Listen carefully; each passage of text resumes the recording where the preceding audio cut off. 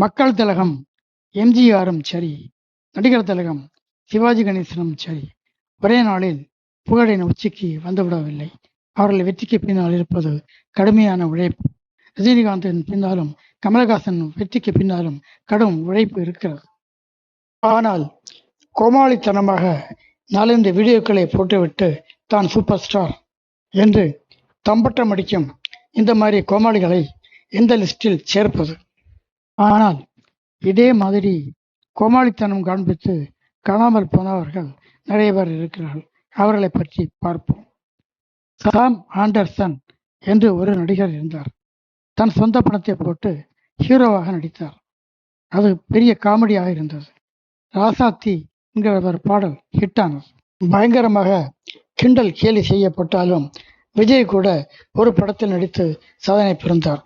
இப்போது இவர் இருக்கும் இடம் தெரியவில்லை. அப்புறம் வந்தவர் தான் பவர் ஸ்டார் ஸ்ரீனிவாசன்.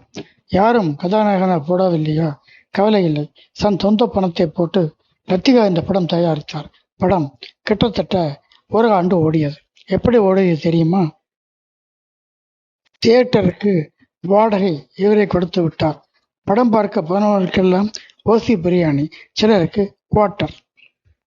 அப்புறம் சில இயக்குநர்களுக்கு லட்சக்கணக்கில் பணம் கொடுத்து சில படங்களில் நடித்ததாக கேள்வி. இப்பொழுது மோசடி வழக்கில் கைதாகி கம்பி எண்ணிக் கொண்டிருக்கிறார்.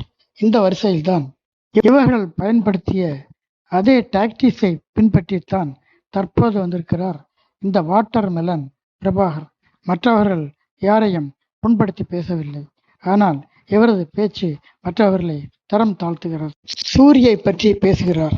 சூரி மாதிரி விடுதலை படத்தில் இவரால் நடிக்க முடியுமா? இந்த கோமாளி கூத்தெல்லாம் எடுபடாது. விரைவில் இவர் காணாமல் போவது உறுதி.